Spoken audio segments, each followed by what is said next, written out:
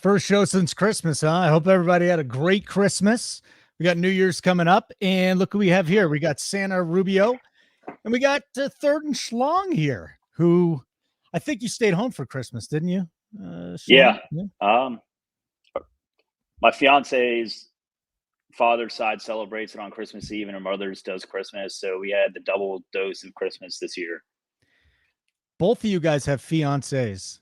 There's nothing worse than being caught in the middle because you guys really don't know if they're going to stick around. I'm going to be honest with you. They could still leave you. You really haven't wrapped it up, Rubio. You might be right. I didn't visit this holiday season. It was really busy, grinding out these showdown slates in NFL. And, instead I have to celebrate, today's my dad's birthday. Even, I'm celebrating it here by doing the show. So how old is he? Is he my age? 434 in dog years, because that's what I put in the card. So you can do the math there. Well, it's like 59 or 60. Well, you were a lot closer than I'll ever give you credit for, Holden. That's 62. 62? That's not bad. Close. That's not bad. Bryce, you're probably fine too. I'm just going to let you know. I'm just saying, the word fiance, I've had so many of them, and I just know that it's not done till it's done. That sounds like a you problem more than that's what you would think. Problem. That's what you would think. But the statistics show there's a lot of things you should be worried about. Now, what you should be worried about, ladies and gentlemen, look at these two handsome gentlemen that are going to give you the best advice in the industry. Honest to God, I just got a text 5 minutes ago from JSU. He's like, we don't know what's going on. We need you to come on. I said, it doesn't even matter who's on the show. I'm going to come on. I'm a good teammate. And I was going to talk basketball anyway. So we're still waiting for some other people to file in here. But Schlong, I also want to say this. Thank you. A lot of your hard work that you put on the cores and in the cash sheet helped me win a lot of money in DFS yesterday. And Rubio, as always, sensational work on Showdown. So it's not just me coming in here trying to make you feel insecure about your future marriage plans. I do want to thank you, though. Seriously, Bryce, the content's just been killing it, man. Killing it. Well, I mean, football's my main sport. So, got to try and nail that. How's Kansas doing tonight? Are we covering? Kansas. This is not a college show. Football. I don't care. Yeah, football. Well, we bet UNLV. So, but that is with RPS the points, bet. Right? With the points? With the points. Yeah, 11.5. All right. I took the KU money line paired with the total at 61, I think, at even money. So I'm very happy with that. I think this will probably be a game. They're not going to lose to UNLV. I'm pretty sure of that. Then again, it's betting, so who the hell knows? Rubio, talk to me. What's going on? Besides from missing your dad's birthday, thank you very much for the great showdown content, and thank you very much for showing up here today from the bedroom that you grew up in. Thank you. I'm glad that you read the showdown content. I know that you grinded through each of the NBA and NFL showdown playbooks. Not the NBA showdowns, but I did play the NBA, just the 5-gamer. I was surprised not to see you in the soccer lobby this morning, Holden. There was a lot of slates in the soccer industry today. We just, kept grinding out content for that too. I was shocked not to see you in the chat at 8 a.m. local time. 8 a.m. local time, you say? No, because it's 6 o'clock out here. I actually slept in today. I slept until 8. It was wonderful. Yeah, I said 8 o'clock your time. 10 8 o'clock my time? No, I can't do the soccer. Here's the deal with soccer. If I'm going to do the soccer, you got to play every single day. That's what I kind of feel like DFS too. It's all going to, if you're going to be good enough, you're going to get the information, you're going to figure out how to use it. You can't just do it once in a while. I feel like you got to do it. You can't tail bets once in a while. You have to tail all the bets, because if you're picking the bets and you're just picking here and there, there's a chance you're picking all the wrong ones. Right? Yeah, I mean, it's best to be consistent. Yeah. So it is the same bedroom, by the way. You did. How long have you lived in that bedroom, Rubio? Well, after the first 18 years, first 21 years, then I got my apartment, then I moved to Louisville, and then we're back here, and then we're waiting to get a house because houses are expensive right now. But good news, Holden, since I know you love to talk about it. 2 entries in the best ball underdog series. 3 million the first, 4 441 people. I got 2 entries, Holden. So if I win, I'll come on the show and I'll sing your praises, and we'll play a game show. We'll have to get some giveaway for tickets and stuff like that. We got. You should just quit and move to Monaco. That one's gonna be nice. That one's a duo. Yeah, just go. You don't need to work at RPS anymore. You win $3 million. You don't need to work anymore. You shouldn't have to work again if you're smart with your money. Well, to be fair, I would still show up. I would still do the job. I would still play DFS. I would still have a good time, Holden. I worked for minimum wage in college despite playing DFS a ton because I just like the job. I like to grind. I like to work. I don't want to sit down and do nothing the whole life. Bryce, serious question. Have you ever had a losing month like in the last 5 years? Absolutely. Yeah. How does that feel just to because this difference between these guys and my guys is I make my money broadcasting and doing this stuff in the business and some other things. But you guys, your main source of income is not broadcasting. Your main source of income is doing this. So you have a down month. What's the fiance saying to you? What are you saying to yourself, Bryce? I think I've had 2 losing years out of 10. I've been doing this. Yeah. So, it does feel like shit to work for negative money. Yeah. That's probably the worst thing. It's when you're working, you're trading your time for money, but you're trading your time for negative money. I try not to let it get to me. I know it'll work out in the long run just because of the sample size I have of success in DFS is pretty large at this point. I've been doing it from the start. So yeah, I try not to let it get to me, but part of being a good DFS player is managing your stuff. So say you do have a losing month or even a losing year, you're going to be okay throughout all of it. So yeah, just not betting out of your means.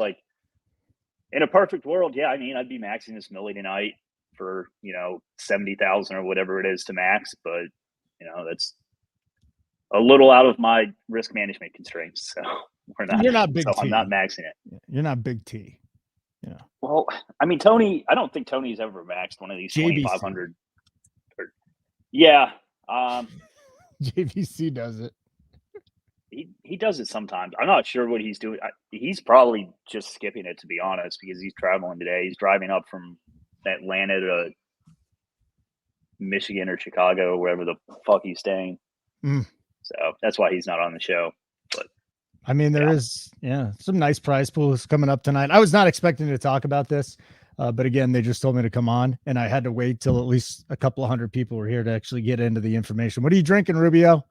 I'm drinking some Leinenkugel Sunset Wheat. Great beer. Leinenkugel, I got a variety pack. Tastes amazing. All 3 out of the 4 taste amazing. I haven't tried the 4th one yet, but great beer, Leinenkugel. Have you been drinking since the start of Boxing Day? One game for one beer for every game? I should have done that. It would have been more enjoyable to watch United take this one from Villa after placing Villa money line. But no, this is my first beer of the day. Many more will be flowing. I got the 1 entry in the milli tonight, so I'll be grinding that one with a few cold ones from Leinenkugel. Great mojo there. Absolutely love it. I do want to know how many of those people are in our chat are pros at this, because I know there's a lot of people that are on my bankroll, $10, $15 a night. Then NFL season, we'll up it a lot more than that, but Monday through Friday, any other sport besides for football. And then again, there's a ton of people that are just casuals, that are casual players. And I love that too.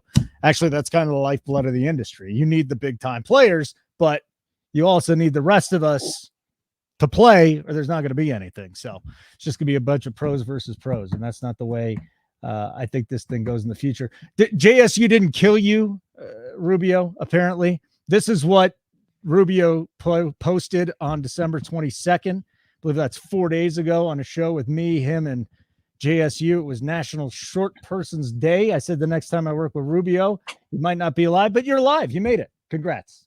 I'm actually shocked. I didn't expect that whole scenario. I didn't expect to shake him and rattle him. I've never rattled JSU's cage like that.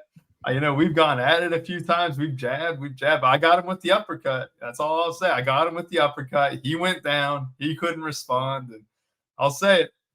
I think I won that round. All right, guys. It's Tuesday, right? So it's time to get into today's show. What is the biggest news we're waiting on, guys? It's going to be Wembanyama, Kawhi, Trey, Cat, and Vucevic. Anything else you guys think we're waiting on?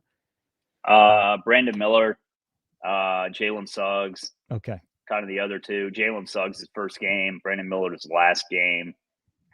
I'm kind of assuming all these guys play just because like they're coming off like a break or like a mini break. So yeah, but I think that's pretty much it. Wemby in would like just kind of fuck everyone on the Spurs because he's on a minutes limit too.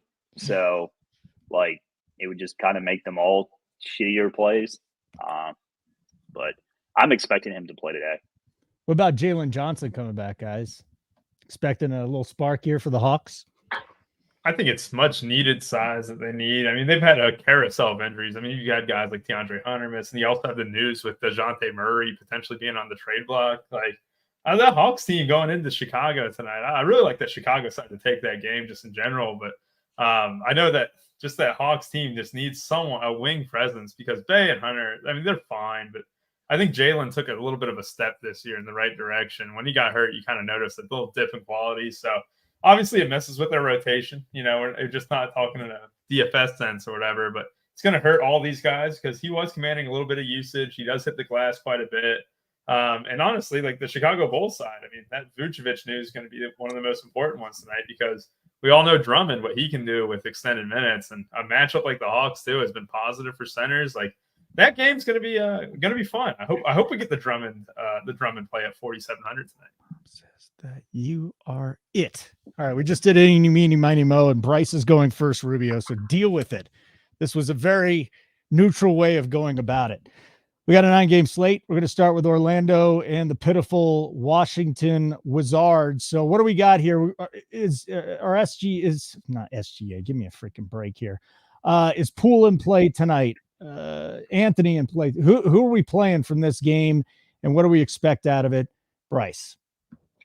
Well, I think if Jalen Suggs is ruled out, then Cole Anthony becomes like an elite play on the slate against the Wizards. I mean, he's playable regardless. Franz Wagner, Banchero, two of my favorite plays of the slate. Just an elite matchup against the Wizards. It's kind of hard to get excited about the Orlando center situation with Carter back. He's splitting with Goga. That's kind of a mess, more of an avoid situation for me there. I don't really love the Orlando like secondary type of pieces. If Suggs were to sit, then I think Cole Anthony would be a pretty elite play here. I think Orlando's pretty solid to try and grab a piece of here. It's a huge pace-up match for them against the Wizards, obviously. On the Wizards side of the ball, I can't get on board with Jordan Poole, especially at 7,600. I think that's one of the easier passes of the night. I'd much rather get to Kuzma at 8,400. He's totally off the injury report. Should be full go here. I don't love any of these Wizards. The Magic are pretty much the worst matchup possible for them in terms of style of play and what they do. So, yeah. Any show with Holden doubles woman viewers? Absolutely. I don't. From what, 1 to 2? Yeah, and I absolutely just rolled out of the couch. I was watching Bowling Green, the Bowling Green game. They're not doing very well. Yeah, right we hit the over on that. So that's good. That last possession was nice. That kind of sent it over. I need Bowling Green because I bet it live. I need Bowling Green to get in this thing and cover by 7. So we'll see if they can come back and do that for me. So, anyways, no Desmond. I have not. Rubio, would you like to give us a little breakdown of this Orlando-Washington fiasco? I love the Desmond comment. I'm so glad you responded to that because I would have guessed yes. I think yes would have been a minus money favorite right there. I think it would have been minus 110 or something like that. But I will say that the Magic Wizards game here, it's a gross one, but like Bryce said, I mean, you got Wagner and Banchero both at the forward position there around 8K. The last time we had a Millie slate too. I mean, it feels like the Wizards and Magic have already played 3 times already. It's probably more like twice. I know they played twice already, but the forwards have killed them. I think Wagner and Banchero have kind of gotten up there in price to where you're not going to get killed fading them, and I might prioritize the latter flexibility for like the 8 o'clock games. If we did get like Vooch missing, right, I can get multiple pivots to get Drummond in, or I can just be set if Wemby, if something were to happen with Wemby, right? This game, I'm kind of looking more at like a cross off, but the 2 forwards would be, great on the Magic side of the ball. You also have Wendell Carter Jr. back, being really just meddling with this rotation in a sense, right? Like you have almost like a 3-way center rotation, because Goga is still like eating into the apple a little bit. Still playing some minutes. You also have Mo Wagner there. So any big man on the Magic has just become diluted with WCJ back. But I will say, Jalen Suggs, very critical news that, watch for too. If he did happen to miss, like Bryce said, Cole Anthony, very good. Wizards, complete cross-off. I mean, the only guy I could entertain, and like if I'm doing like a 20 max or anything like that, Gafford and Kuzma. We've seen Kuzma get hot at times, but it's a bad matchup. I'm not trying to go with the Wizards against the Magic here when we got 8 other games to choose from. I feel like there's some other like lower price points too that we can take advantage of. And this is one of my least favorite games on the board today, Holden. Good point. Yeah, that's great. Yeah. Great insight, Holden. That's awesome.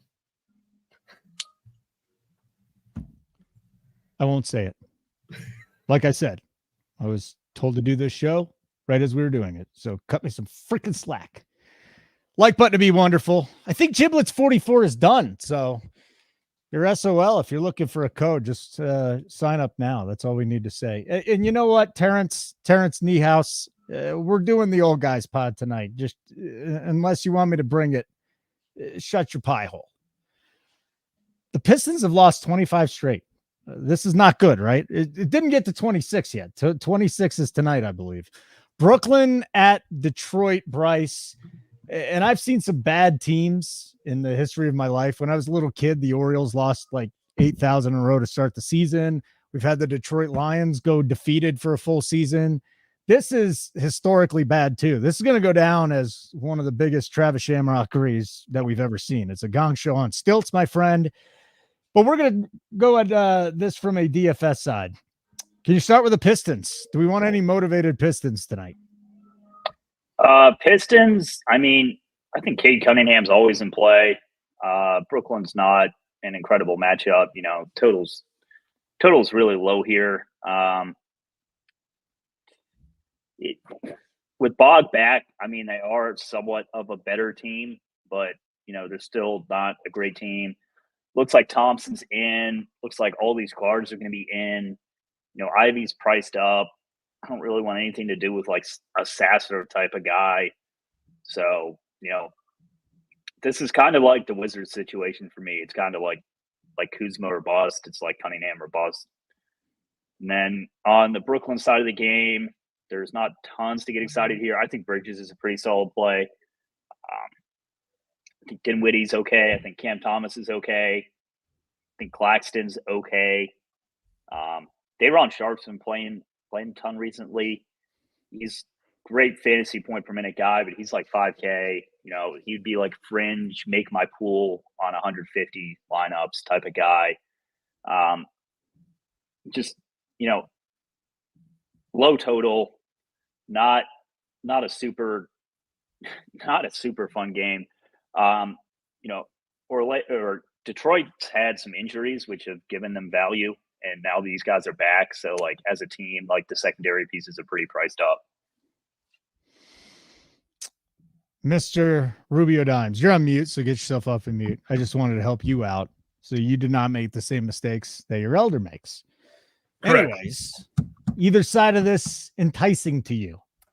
We just saw this matchup. What was it? About 3 days ago. December 23rd, we saw the Pistons take on the Nets. And hey, can you start with Spencer Dinwiddie, by the way? Yes, I absolutely can. He is going to be the second most owned player on this game, right? Mm-hmm. Spencer Dinwiddie, here's my problem with him, right? I think he's a great player. I do like Thomas and Dinwiddie. I do like those too. However, we have seen time and time again this Nets rotation, especially at guard, with Dennis Smith Jr. back, like has this weird splits where it's like 30 minutes for these guards. Both Cam Thomas and Dinwiddie. Dennis Smith Jr. gets around 18 to 19. And then you have Mikal Bridges taking on like a low 30s role too.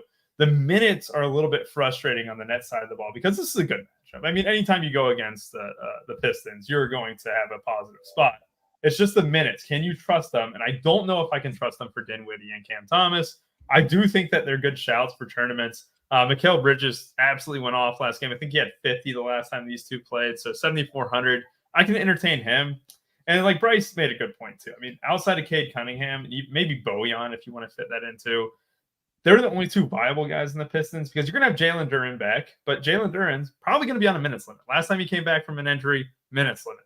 I don't see him getting a full workload today. The price tag is nice, but not something that you want to do in his first game back. I think that ultimately you're going to see a little bit of just a mess of a rotation in this one. And I think the net side, you can absolutely, entertain yourself. You got one of the guards, Bridges, Dinwiddie, or even Cam Thomas. Claxton, I know he was in Bobby Harris way too early core too.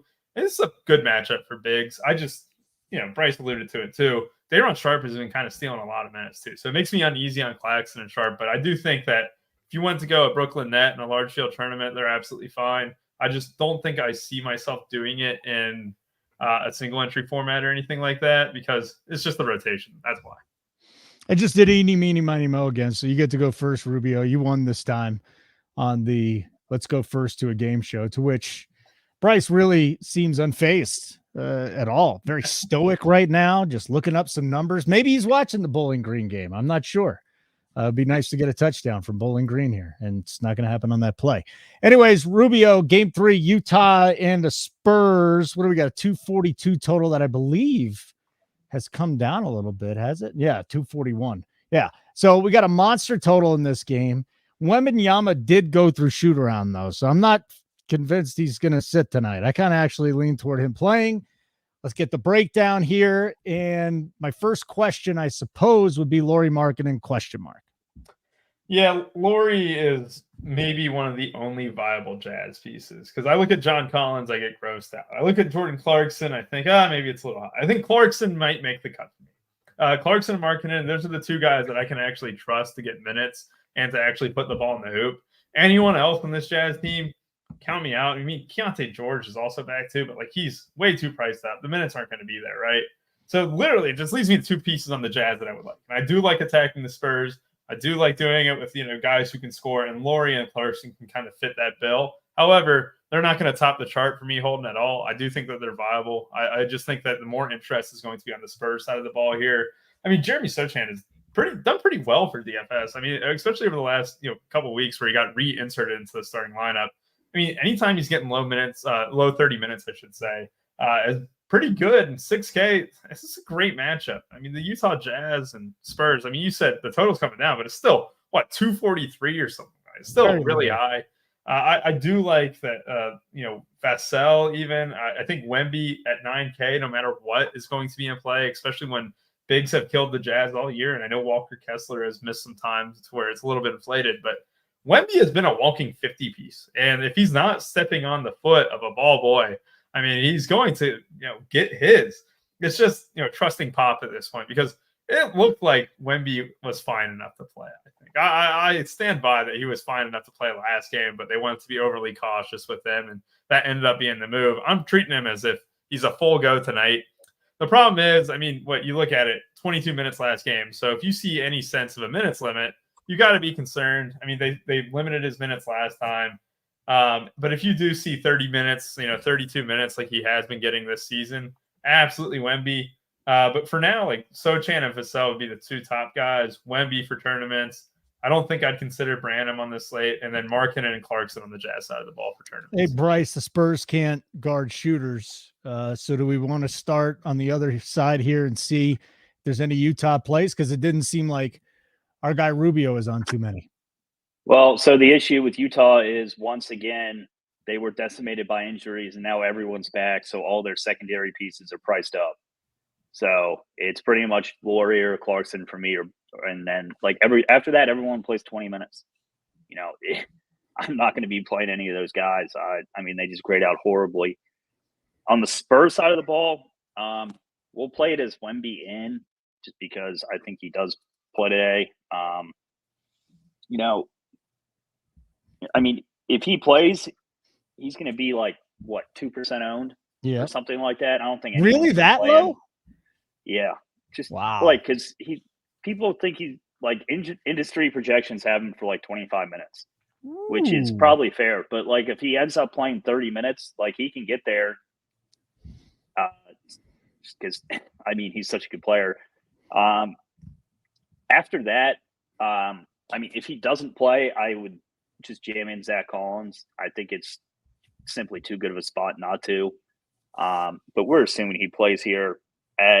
After them, I think it's Sokan, Vassell, and I think Branham is still viable.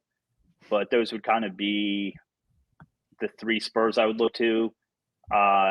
Don't mind Keldon Johnson. He's just a little expensive compared to the rest of them, and not, I think he has a little more downside.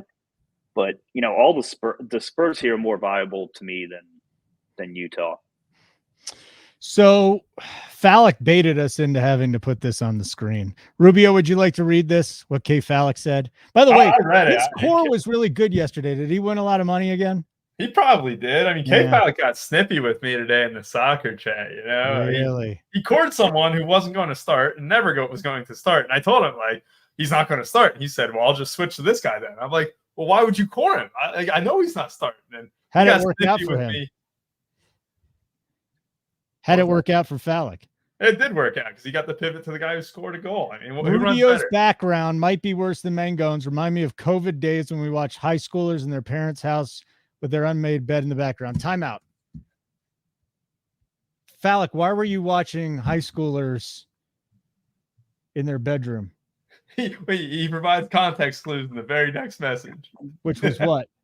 To play video games? Yes. Video games? Fallick, I might have to call the police. Yes, Rubio, would you like? I'm not going to call the police. I don't think Fallick meant anything by it. But do you want to respond? Is there a retort here? No need to respond. Really? Yeah, it's beneath me. My background is much better than Mangone's. That's all I'll comment on. He even said Kevin's very hurtful. Won't send me nice decorations. I'm with him, man. Stevers, one of our employees here. Rubio looks like Santa's neglected adolescent son. Very neglected. That's why I play DFS. No. All right, let's move on. Bryce, I'm coming right at you here with Minnesota and OKC. So some big names in this game, obviously. Talk to me here. How exposed should we be to this game with a 228 total and a 2-point spread?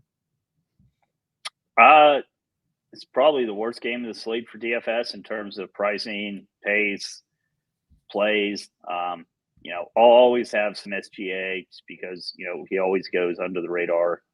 No one ever plays him, but these teams seem fully healthy. I'm assuming Towns plays today.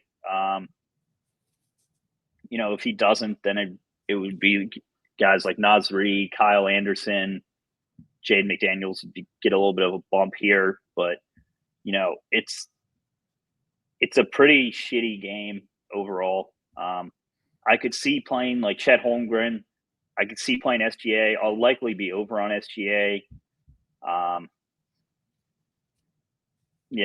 then the Minnesota side is just it's hard to play literally anyone for the Minnesota side. What if Cat's out? If Cat, I just went over with if Cat's out. I was watching Bowling Green. Nasri, Kyle Anderson. Full Mangone. I would keep Anthony Edwards in the player pool. Obviously, like if you get he'll probably be 1%. So if you get like 3% Anthony Edwards, you'd be over on him. But probably one of the worst DFS games of the day in terms of pricing and fantasy output. All right. Sorry for going full Mangone on you. This is a very important play, though, in this Bowling Green game. Rubio, hit the like button. Tell everyone to hit the like button, and then give us a breakdown of our fourth game on the slate, Minnesota at OKC. So they don't hit the like button anymore, Holden. That sounds like a boomer take, right? What do they do? Smash that like button. Smash that like button. Comment below. Say you love the show, blah, blah, blah. All right. Smash. Bowling Green scored, Holden. You're fine.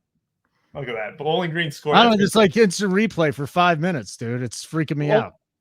I just saw it. The guy landed on top of the other guy. He's not down. He's in. Well, why are they showing a million freaking replays, though? Just give him the goddamn touchdown. I'm so sick of this stuff. It's either touchdown or it's not. We don't have to go frame by frame. It's pretty easy.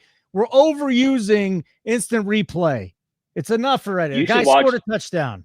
You should try watching soccer with VAR. I refuse to. That is overuse of replay. Yes. I got screwed on VAR today, Holden. So I don't even know what that is. It's video assisted review. Oh God, this is just another way of calling an instant replay, right? Yeah. Yes, they have instant replay in soccer now, and you cannot celebrate. You can't celebrate your goal. Way to go, dude! It took you 10 minutes to give him a touchdown when it was very clear that we should not have given me any hard problems here. I'm freaking out, dude. All right, Do you Rubio, need him to make the extra point. Fuck you. I don't like you right now, Bryce. All right. Rubio, let's go. Thunder, Wolves, back to this. I think the status of Jalen Williams to me is actually up in the air because the illness has kept out a significant portion of the NBA lately. Like, they have been a lot of missed games due to an illness. It's that, the one that's going around right now. I don't know what it's called. I saw a TikTok on it or whatever. It's fucking with the lungs. It's hard to breathe. And we've seen a lot of guys miss. And I think Jalen Williams, a legitimate question mark tonight. The question is, what do the OKC Thunder do? I don't really have a confident answer in that because Daignault does run a significant expanded rotation by all means. Kenrich Williams could be a guy who gets a start in that sense. And that's why I also like waiting for these 8 p.m. games because then I can read and react. And I think Jalen Williams is legit questionable. We saw Cat miss out last game too because Cat, I think he plays, but it wouldn't surprise me if he's out. And last game that he missed, it was Kyle Anderson who got inputted into the starting lineup. Naz Reid really underwhelmed, didn't do anything off the bench, and Kyle Anderson got into foul trouble early. So we didn't get to see the main two guys who really should have benefited off Cat being out do well. And so I think Kyle Anderson here, if Cat were to miss, I'd go back to him at 5,500 potentially. I think he'd be a good play. I think Anthony Edwards, the usage would be crazy. However, I hate going with wings against the OKC Thunder because, Lou Dort there, he's still a great defender. Mike Conley's even priced up a bit. I mean, Gobert would be the best play because he's been quietly a 45-plus machine this season. He's hit 45-plus a ton. And without Cat, he's got a good opportunity to do that again. I can see myself playing Gobert if Cat misses, but it's one where it needs news to have, really viable plays outside of SGA. And I think that we might get news. And I think Cat, I think he plays, but, it wouldn't surprise me if he sat. I think Jalen Williams, though, 50-50 for sure. All right. In case anyone cares, Kuzma's active. Bryce, let's keep going here. I do want to remind everybody, smash the like button. Was that better, Rubio? It was perfect, Holden. You sound like you're back in your 20s. Is there any other way I can say it too, just to mix it up sometimes? Just think of hammer. Just think of pound. Hammer the like button. Yeah. Pound the like button. Yeah. Just think of synonyms to that. Pile driver the like button. That one works. Well, do it then. Gobert balling since the choke. Yeah. Okay. Next game we're going to discuss is going to be what? Atlanta, Chicago. Is that what we're on now, guys? This Bowling Green thing has just caused me to be a complete mess. All right. Well, the game's over, Hold. They can just take knees. Not in my world. The clock is still running, and I never get comfortable until a game is zeros. Like, what if he They're fumbles? taking knees. I know that fumble knee. I've seen knee taking gone to a whole nother level, dude. And guys take knees and they lose. Holden, I'll give you 1,001. This game is over. All right, good. $1. Okay. God, why do we keep giving phallic airtime here? It's my fault. And then Billionaire, go suck your own face. Anyways, Atlanta, Chicago is the next game we got. Yeah. Good. I'm glad we're going to this game. It's one of my favorites on the whole slate. Why? 234 is the total. We got a 1.5 point spread here, and we're trying to figure out what's going on with Trey and Vucevic, right? Right, Bryce? So yeah. I guess we got to play the game. What if one of them or both of them misses? Well, this is going to be a huge late swap slate because you got the 2 games locking at 7 and then this whole window that we've been talking about at 8. I mean, we'll just go through it real quick with the injuries. We'll assume them in, but if Trae Young misses, I mean, Murray and Bog would be absolutely elite plays. I think Murray would probably be, I would probably say, the best play on the slate, unless Vucevic finishes 2, in which I would say Drummond would be the best play on the slate. It's kind of hard to analyze this game without the information. But if Trae and Vooch are in, those are the type of guys I like to play just because they've been questionable all day. Like, they're not going to play unless they're a full go. I don't think either one would be on a minutes limit type of deal here. So they would be kind of like off the board plays in a sneaky good DFS game. Regardless, I like Kobe White, DeMar DeRozan.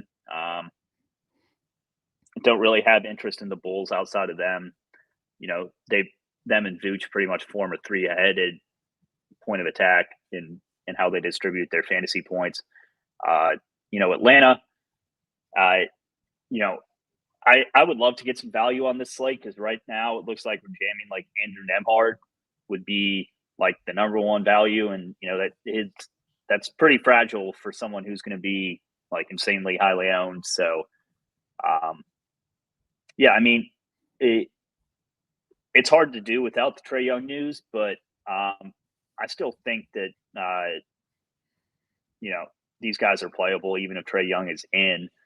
It's a pretty solid matchup. I wouldn't really go to Bog. I think he's a little expensive. I think Murray's an okay play, even if Trae is in.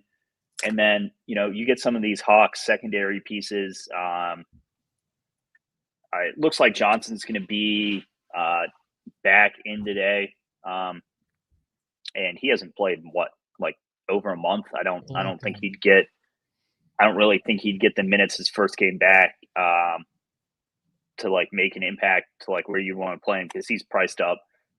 What it would do is just kind of hurt all the Atlanta bigs and wings in my opinion and make them, almost somewhat unplayable.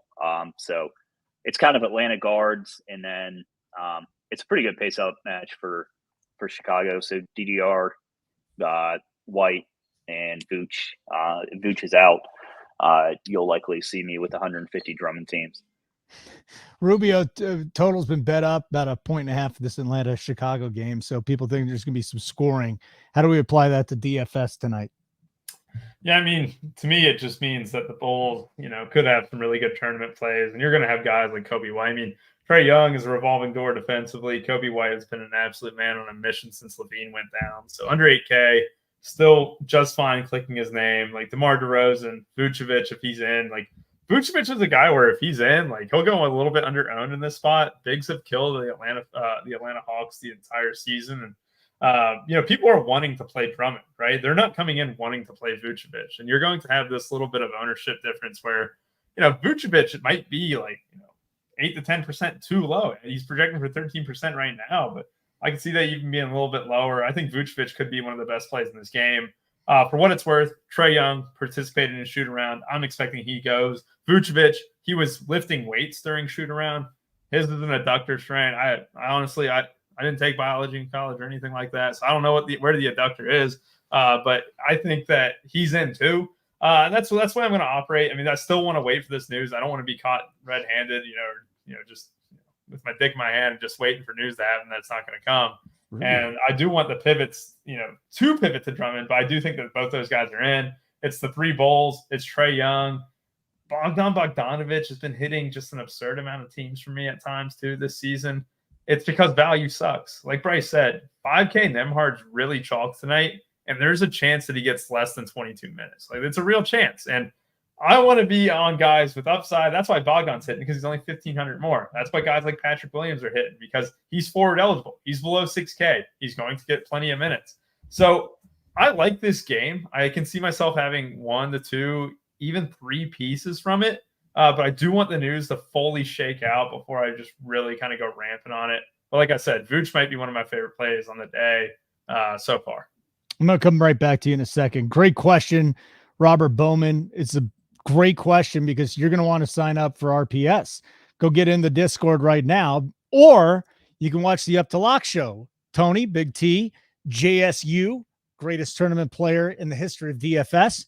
These two men, as well as myself, I'm just going to tell them what to do, basically, and they're going to give you the information. If you don't want to watch that show, you're a subscriber, hit the Discord, because guys like Bryce and Rubio are in there, and they'll say, where's the value today besides for Drummond? And then they'll answer your question. So make sure you get to sign up, runpuresports.com. It's just wonderful. Murray Lime, just an awful thing to say. An adductor is in your hip muscle area. It's your lower obliques. Have you heard of obliques, Rubio? You probably haven't seen yours in a while with your diet, dude. Yeah. Do you have a big belly still? Come on. I have a gym membership. I ate so much ice cream over the last 2 weeks that I got one. Just because you're a gym membership doesn't mean you can't have a little belly. You know what I'm saying? I didn't say I go. I just have a gym. Yeah, you got a membership and you waste your money. Next game, Memphis at New Orleans. Here, I found a pretty cool stat on Ja here. Grizzlies, 3 games they play with Morant. They got an offensive rating of 120.7. That'd be the 3rd best mark in the league over the course of the whole season, Bryce. Let's just start right there. What do we want to do with Ja at 9-8?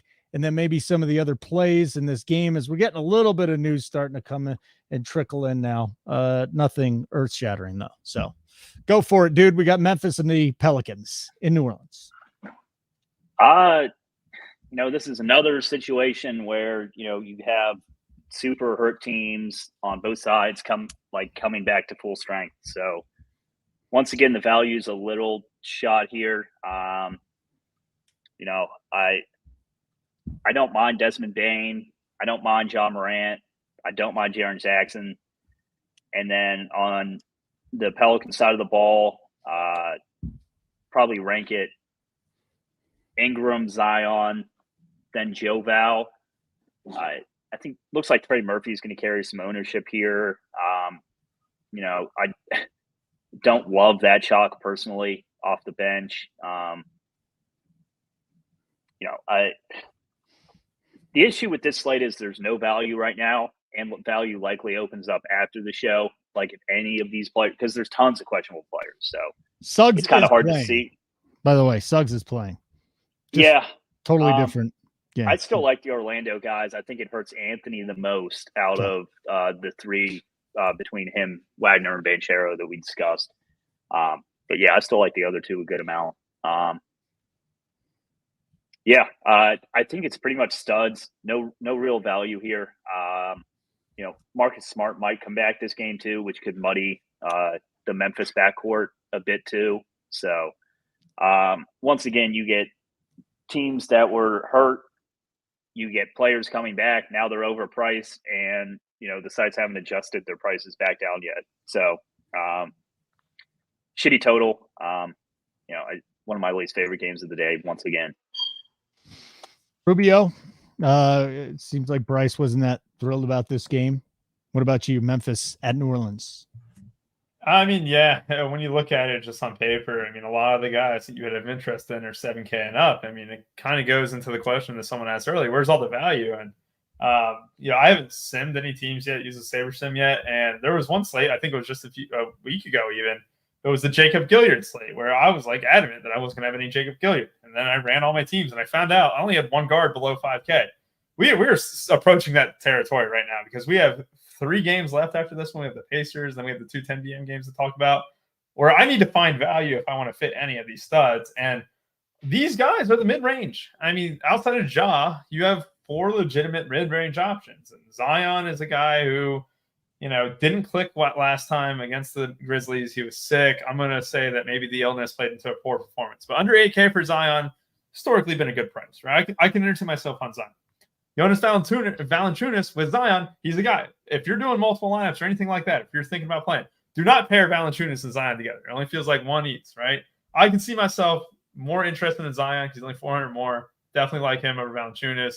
Then Bane and Ingram are kind of in that guard forward range. We're both shooting guard and small forward eligible. I mean, low 8K for them. I know no one wants to pay low 8K for Bane with John Morant back, but I could see myself maybe sticking in this range. Like Ingram's not the greatest at 8K. However, mid-range plays might be needed. And it kind of goes to the Christmas slate last time where, just last night where you had to jam a lot of mid-range guys. And maybe it wasn't the answer because Luka ended up going off, but a lot of the mid-range guys got there. And I think, Trey Murphy at 5,800 being anywhere remotely near double-digit ownership is just, with Zion back, you're not going to see me chasing that at all. I mean, Marcus Smart coming into this rotation would definitely hurt all the Grizzlies just in general.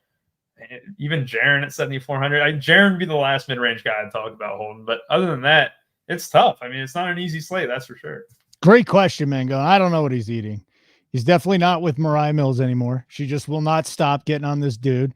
It's obvious he's fat, and it's obvious he probably doesn't care about the game as much as a lot of other people care about the game. I just hope he gets fatter. I want him to be the fattest player in the NBA. That would be awesome. Glenn Baby Davis was the fattest guy I'd ever seen in the NBA. Who's the fattest guy you ever seen in sports, Schlong? Fat pussy toad. Who was it? Rabu? Rubio, you got any thoughts on the fattest? Trying to think of like these super fat MMA fighters.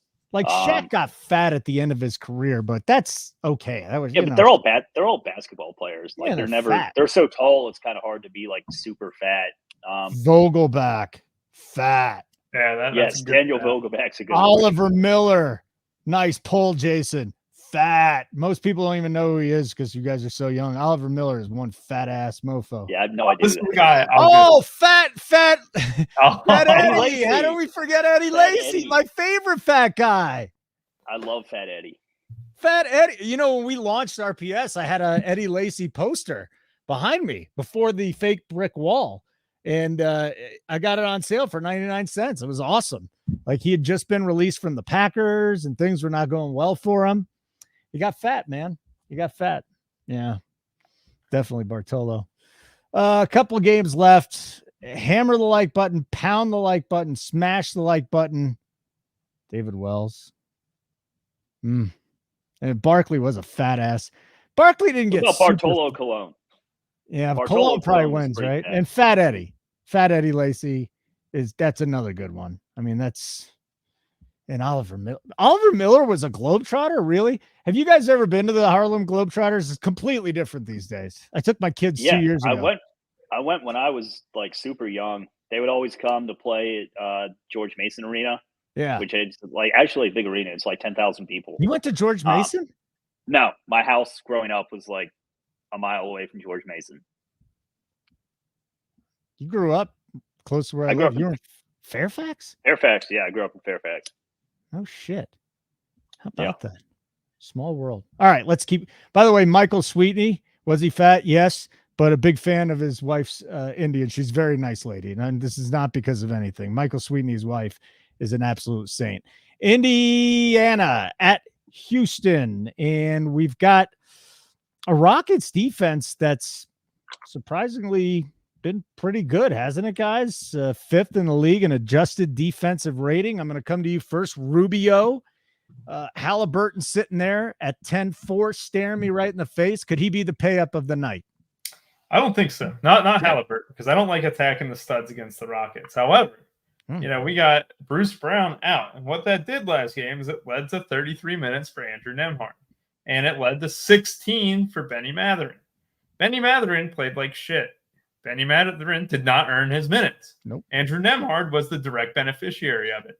Now people are assuming that Andrew Nembhard is going to get 33 minutes, when in reality, Mathurin could play much better this game and steal a ton of those minutes at almost the exact same price for, a fifth of the ownership. I think that one of the best tournament plays of the night belongs in the Indiana side of the ball, and that's Mathurin. I do think that his upside is almost better than Nembhard. I'm not saying that Nembhard's a bad player, anything like that. When you're just talking strictly from a minutes perspective and stuff, I think that he's being over-projected with his minutes. I think the ownership is really just desperate for a value, and it could easily be Mathurin that is the guy who ends up getting those minutes off the bench. So Nembhard, fine play. I'm not going to fault anyone for going him. Value sucks. However, for me, I think Mathurin's my guy. Sengun, great spot. Love him at 8,700. A lot of my builds are probably going to be double center tonight too, because I think I can get a lot of upside for under 9K in this spot. And Sengun definitely fits that bill. Miles Turner, 7K, fine. But here's what's pissing me off. I'm not playing Jabari Smith Jr., but it's not pissing me off because Jabari Smith Jr. seems like a good dude, but he's been going off and he's having a quietly amazing season. He's almost hitting 50, 40, 80 numbers. The dude's shooting like 39% from deep and stuff. I just can't get over the fact that I'm even prepped to spend 7-1 for him. Tari Eason looks to be in, right? So Tari Eason, those minutes have been trending up. Good athletic spot, a good spot for athletic forwards like him and stuff. I can see myself playing some Tari Eason at 5,600, FEV at 8,400. I mean, Buddy Hield even at 6,100. I think he's a way better player than Nembhard because he's going to get the rock, he's going to shoot it, he's going to command usage, and he's going to get the minutes. Nembhard, I can't say any of that for him. Schlong, I'm just watching a football game here with Rice and Texas State. And I think who do you got? It was a 3.5 point spread, and Texas State just rammed it right up Rice's ass. And now I could get a 9.5 for Rice. Is it worth it, or is Rice just going to get run out of the building? Well, we have Rice 3.5, and they haven't even touched the ball yet. So I'm going to take him at 12.5 at what's the total 135. Wow. Okay. There you go. So we're going to take Rice a whole bunch here. All right, cool. Why don't you break down this game that we were just discussing? Pacers at the Rockets. Yeah. It looks like Eason's going to be in. I think you can play him a bit. We'll do the Rockets side of the game first here. I mean, I think Sengun is an absolute elite play here. You know, we're looking for guys right now that are like mid-tier value, like sub 10K type of guys. So, you know, you're not throttling the rest of your lineup trying to fit in any of these studs. Plus, you get a lot of the studs that you really want to play, like Luka, Jokic, like guys like that'll like can actually put up like 80 or 90 points, which is kind of what you need from these guys at this point with the pricing structures. You got them playing yesterday and not today. So I think it's more of a mid-tier value or like mid-range stud type of day. And Sengun definitely fits the profile here. Pacers bleed points to centers. You know, pace-up game for him is like the perfect thing simply because, you know, he can score points in so many ways. Absolutely love him. I like Van Fleet. I think Jabari Smith, you know, this is the type of matchup that he should absolutely thrive in. I think he goes a little overlooked at 7-1, to be honest. You know, you could easily see him put up 50 here. You know, kind of like all the Rockets here. In terms of Indy, you know, Nembhard's going to be the highest owned player as of now, unless we get like Vooch out or we get like Trae Young out or we get some shit like that. You know, I don't think it's a jam spot. You know, he's 5K. It's not like he's like, you know, 3,500 where even if he plays like 24 minutes, you know, he kind of needs to get into the lower 30s. He is a good point per minute guy. The Rockets are a bad matchup for Indy, but you know, they can run, but they can still run. So,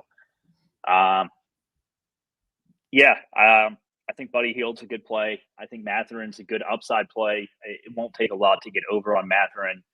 You'll probably just have to jack his, like if you, my way of handling this, like most sites would have Mathurin at like, you know, 24 and Nembhard at like 34. You know, if you bring that closer to like 30 and like 28, I think that's probably a better way to project it, or even 31 and 27, you know, for tournaments at least.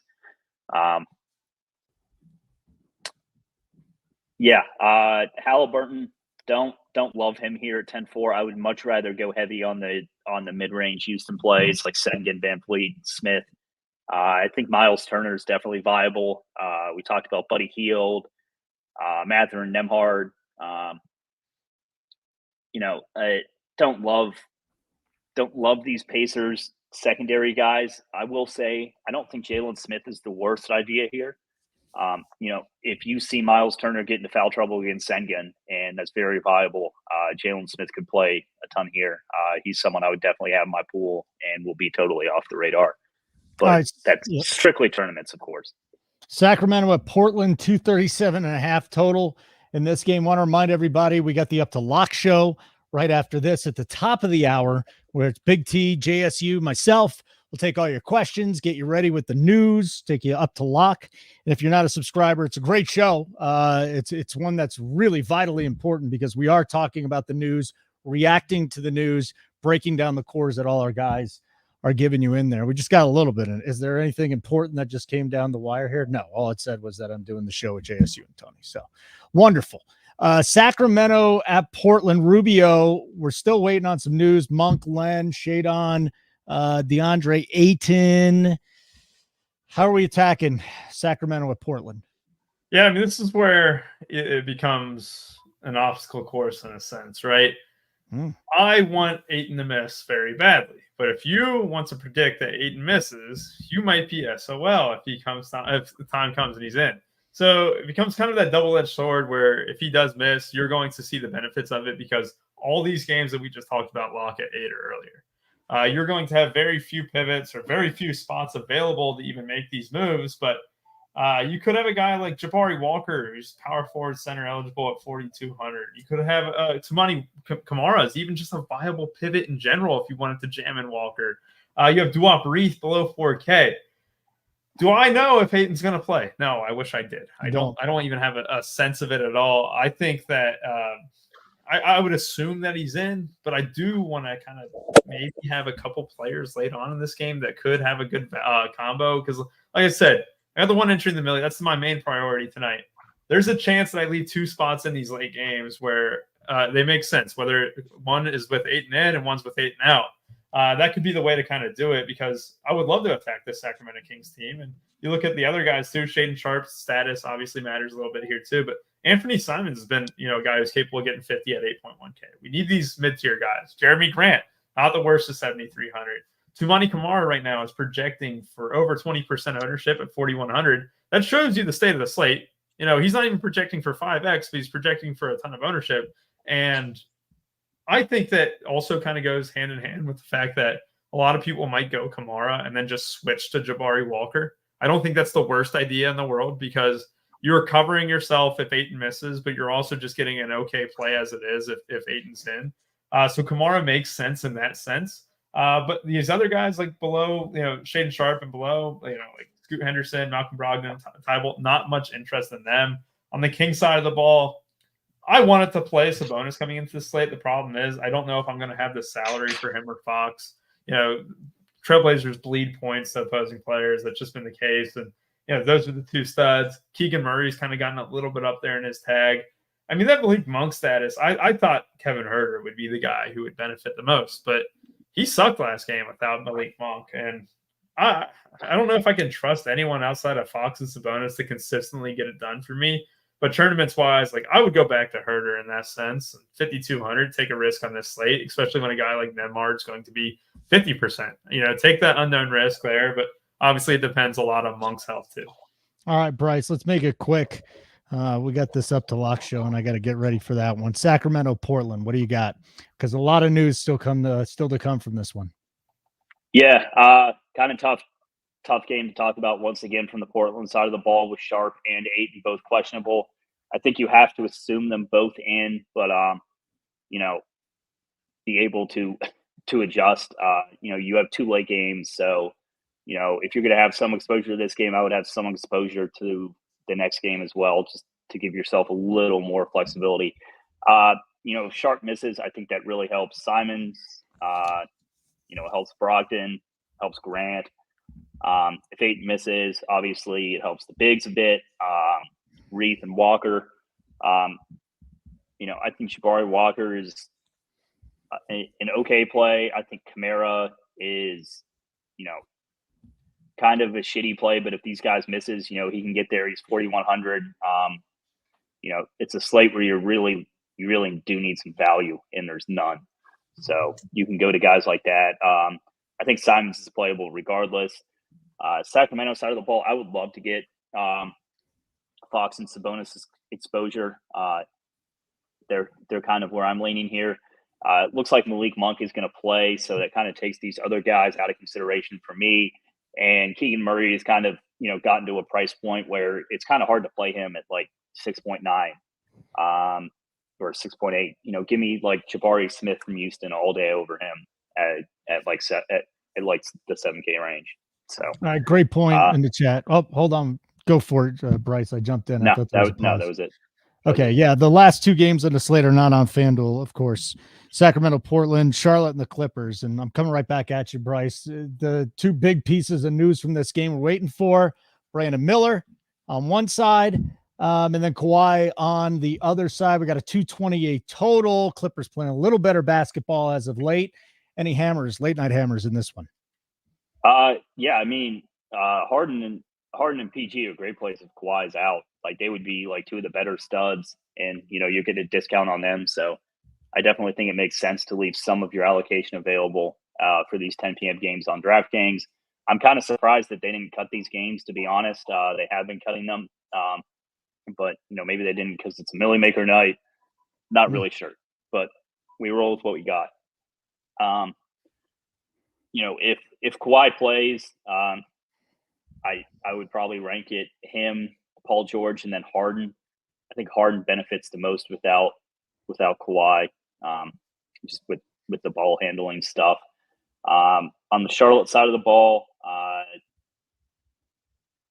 it kind of a tough spot for them. Clippers are a really good defensive team. They have one of the lowest team totals on the slate. Brandon Miller's out.